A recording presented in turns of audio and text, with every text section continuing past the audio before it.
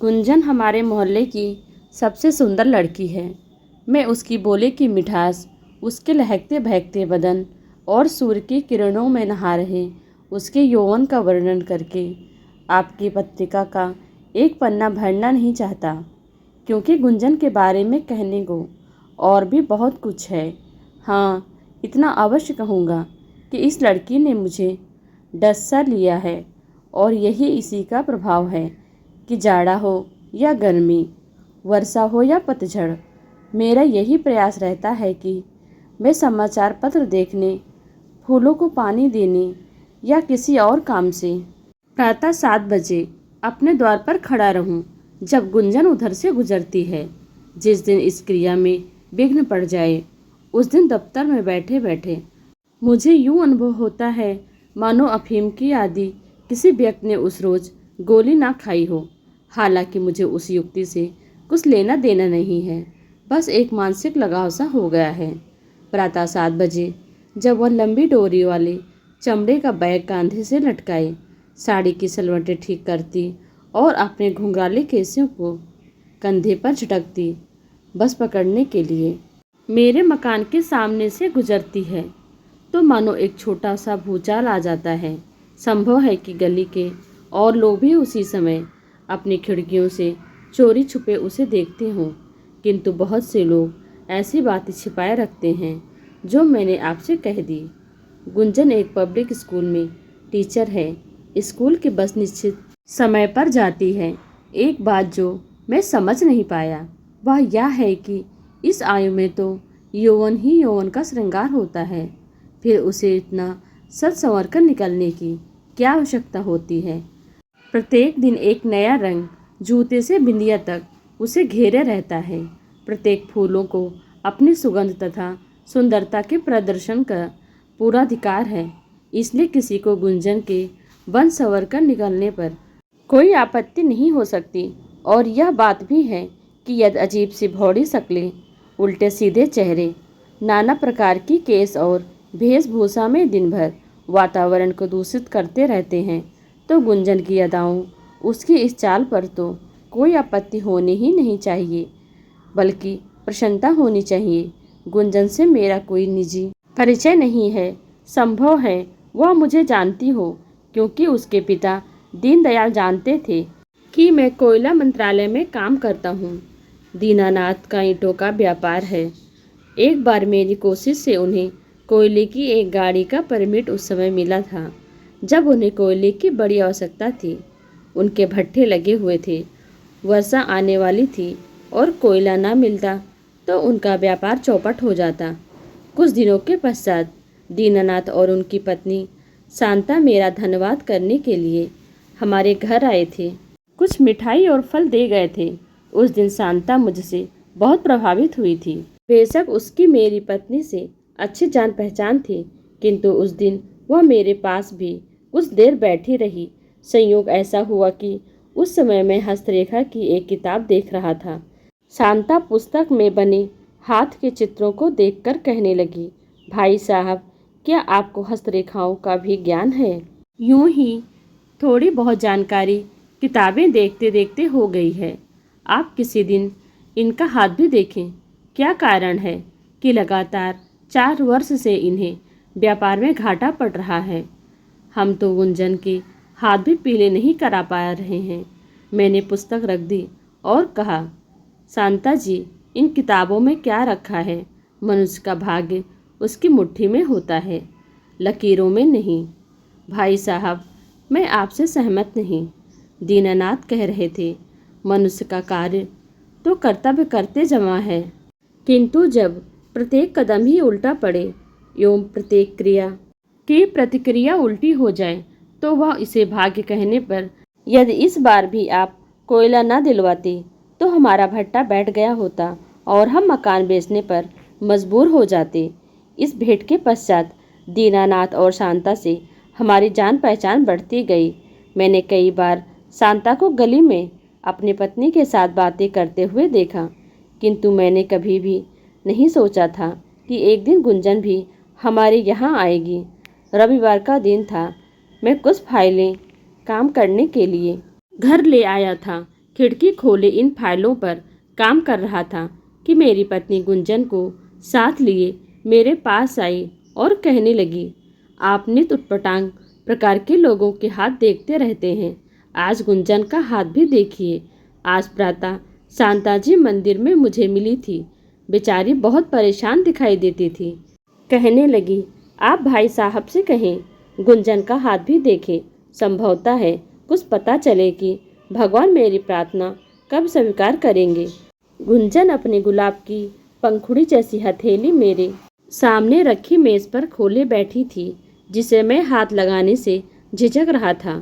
उसकी आंखें मधुशालाएं सी दिखाई दे रही थी, जिनमें ना जाने कितने भावुक लोग डूब चुके होंगे। मेज पर रखे चाय के प्यालों में से भाप उठ रही थी। गुंजन के सीने में भी कुछ ऐसी ही भाप उठने का गुमान हो रहा था, क्योंकि उसके नैनों के गुलाबी गुलाबी किनारे भीगते हुए दिखाई दे रहे थे। मैं हाथ देखने का शीशा उसकी हथेली पर घुमाता हुआ लकीरों के जंगल में खोसा गया था। गुंजन चाय नहीं पी रही थी, चुप बैठी थी। मैं मन ही मन सोच रहा था कि गुंजन जैसी सुंदर युवती को कोई समस्या नहीं होनी चाहिए। ईश्वर ने उसे सब कुछ दे रखा है। रही बात शादी की, तो ऐसी लड़की को ग्रहण करने के लिए तो लोग कतार बांधे खड़े होने चाहिए। वह खाते पीते घराने से संबंध रखती है। हथेली पर दिल, दिमाग, आयु, स्वास्थ्य और भाग्य की लकीरें बहुत अच्छी हैं। सूर्य के उभार पर लकीरें जिससे भाग्य चमकता है और भी सुंदर है। बुध बृहस्पति के उभार बहुत अच्छे हैं।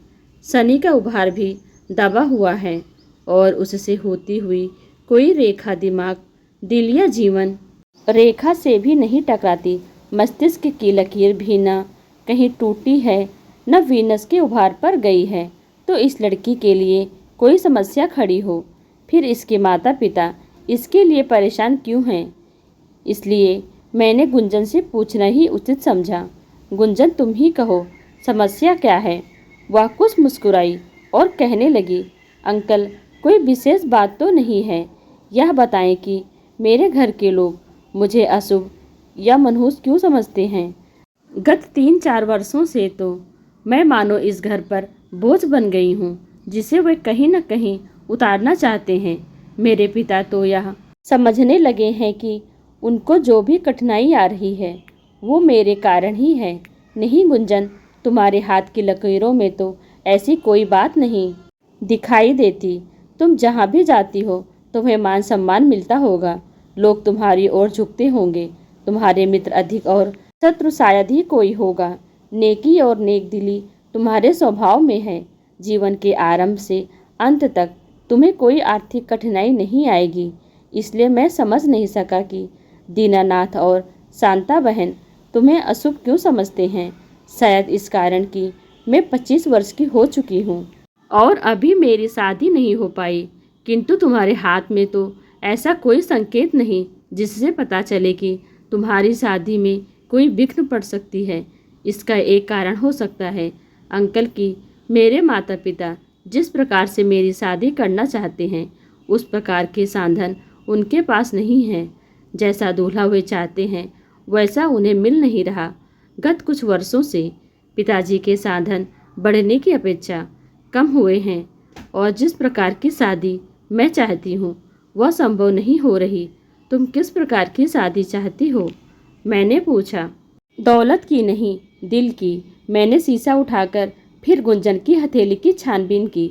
सभी रेखाएं और उभार ठीक थे, किंतु सकारात्मक और नकारात्मक मंगल के दोनों उभार बहुत ही चपटे थे और सकारात्मक मंगल के स्थान पर तो मानो एक गड्ढा सा बना हुआ था, जिसका अर्थ था कि इस लड़की में न प्रहार का साहस है और न अपना बचाव कर सकती है। शायद इसने इसी वजह से मार खाई है। इसलिए मैंने गुंजन से कहा, यूं प्रतीत होता है मानो तुमसे धोखा होता रहा है जिसे तुम रोक नहीं सकी और ना ही तुमने उसे बताने की कोशिश की। तुम्हारी यदि कोई समस्या है तो यही उसका मुख्य कारण है, नहीं तो तुम्हारे हाथ में मुझे कोई अन्य त्रुटि दिखाई नहीं दी। गुंजन ने मेरी बात का कोई उत्तर नहीं दिया। हाँ, उसकी धुली धुली आंखों से आंसू अपनी कहानी कहने के लिए उसके गालों पर बह निकले। वह कुछ कहना चाहती थी, किंतु होठ कपकपा रहे थे। जुबान में बोलने का साहस नहीं था। मैंने उससे कहा कि वो पहले चाय पी ले, फिर बात करेंगे।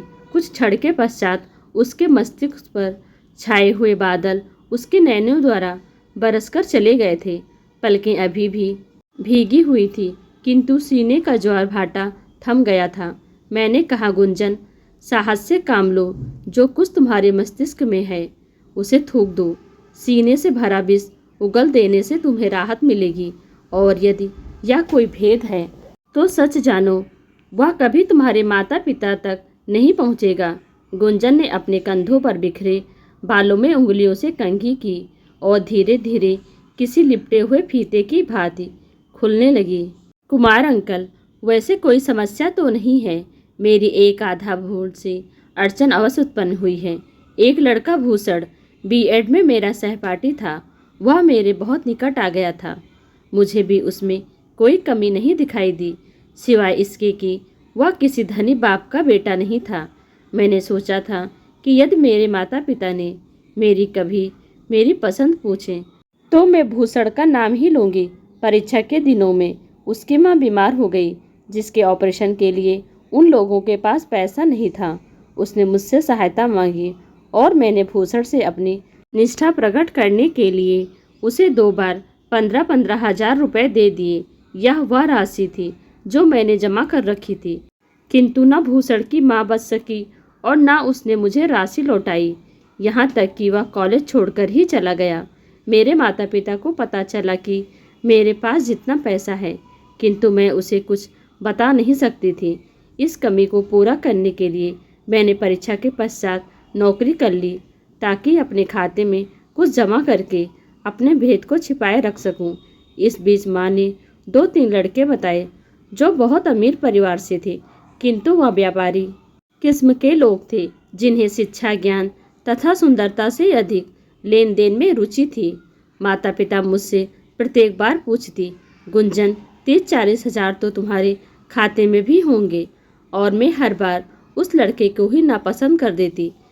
तो इसका अर्थ यह है कि गुंजन, तुमने अपने भूल को छुपाने के लिए अपना भविष्य ही खराब कर लिया। अंकल, मुझ में जुबान खोलने की साहस नहीं थी।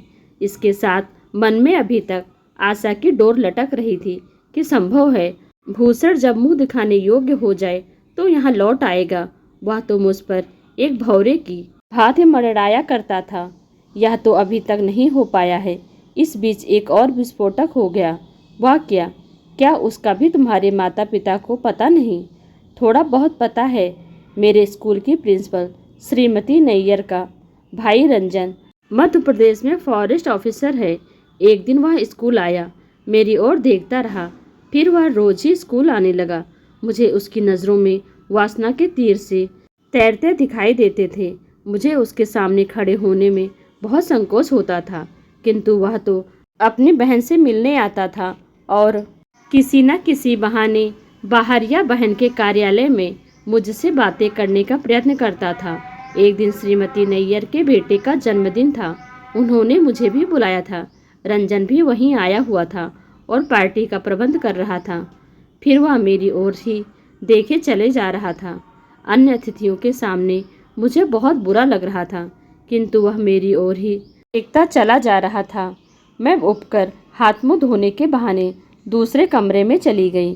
कुछ देर के पश्चात वह वहाँ भी आ गया और कहने लगा, गुंजन, तुम गुंजन हो और मैं तुम्हारा भौरा हूँ। गुंजन को कोई भौरे से जुदा नहीं कर सकता। मैंने केवल तुम्हें पाने के लिए 1 मास की छुट्टी और ले ली है।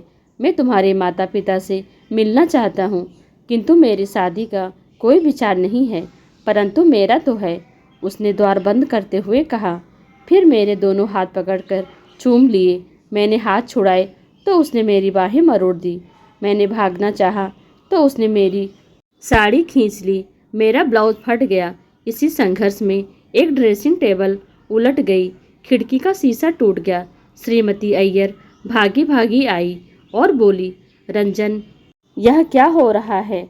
कुछ नहीं, गुंजन से कुछ प्यार हो रहा। मैं कुछ नहीं कह सकी और साड़ी उठाकर बांधने लगी। श्रीमती नैयर बोली, प्यार बाद में होता रहेगा, पहले मेहमानों का स्वागत तो कर लो। मैं कुछ नहीं कह सकी। इसी परेशानी की अवस्था में बाहर निकलकर टैक्सी पकड़ी और घर चली आई। 1 सप्ताह के पश्चात श्रीमती नैयर अपने भाई को लेकर मेरे माता पिता से मिली। उन्होंने कहा, आपकी गुंजन और मेरा भाई रंजन एक दूसरे से प्यार करते हैं। मेरा भाई फॉरेस्ट ऑफिसर है, गुंजन को अपने बागों की रानी बना देगा। हमारे पास किसी प्रकार की कमी नहीं है और ना हमें लड़की के अतिरिक्त कुछ और चाहिए। हम केवल गुंजन चाहते हैं। मेरे माता पिता ने इस प्रस्ताव के विषय में मुझसे पूछा तो मैंने स्पष्ट कह दिया कि मैं इसके साथ शादी नहीं करना चाहती और ना ही मुझे इससे कोई लगाव है। वह कुछ दिनों से स्कूल में अवश्य आ रहा है, किंतु इसका मतलब यह तो नहीं कि वह मुझ पर प्यार का आरोप लगा दे। मैं वहाँ पढ़ाने जाती हूँ, प्यार करने नहीं। मेरे माता पिता ने मुझ पर बहुत बल दिया कि लड़का जवान है, सुंदर है, अमीर है और इतना बड़ा अधिकारी है, माननीय परिवार का सदस्य है, घर की जमीन जायदाद है। इससे अच्छा लड़का हमें और कहाँ मिलेगा। और सबसे बढ़कर यह कि लड़के वाले रिश्ता मांग रहे हैं, अधिक लेना देना भी नहीं होगा। परंतु मैंने यह प्रस्ताव अस्वीकार कर दिया। मुझे तो उन लोगों से घृणा सी हो गई थी। 1 सप्ताह के पश्चात मुझे एक और स्कूल में नौकरी मिल गई और मैंने वह स्कूल छोड़ दिया। क्या तुमने दीनानाथ को उस घटना के बारे में नहीं बताया? नहीं, मुझ में इतनी हिम्मत ही नहीं। न जाने पिताजी मेरी बात पर विश्वास करें या ना करें, इसका कुछ और ही निष्कर्ष निकाल लें। वे मुझे ही अपराधी कहने लगेंगे और मैं उनकी नज़रों में गिर जाऊं। परंतु तुम्हारे माता पिता को भी तो अपनी समस्या का समाधान करना है। जब तक यह नहीं होगा वो तो तुम्हें अशुभ ही कहेंगे। मैंने कहा, इसलिए तो मैं आपके सामने हाथ फैलाकर बैठी हूँ। आजकल रंजन फिर छुट्टी पर आया हुआ है। मेरे माता पिता पर फिर दबाव डाला जा रहा है। हमारे किसी भी रिश्तेदार को इस संबंध में कोई आपत्ति नहीं दिखाई देती। सभी को वह लड़का और घर-बार पसंद है। सब मेरी ओर ही देख रहे हैं, मानो मैं कोई अशुभ छाया हूँ जिससे वह जितना जल्दी संभव हो छुटकारा पाना चाहते हैं। आप मुझे यह बताएं कि क्या मेरे भाग्य में कोई भला मनुष्य है या मुझे अपनी गर्दन इस कुत्ते के सामने ही रखनी पड़ेगी। गुंजन चली गई है। मेरी पत्नी खाली प्याले उठाकर ले गई है और मैं फाइलों पर नजरें घुमाता हुआ सोच रहा हूँ कि क्या सब कुछ रेखाओं पर ही छोड़ दिया जाए। रेखाएं रास्ते हैं, मंजिल तो नहीं।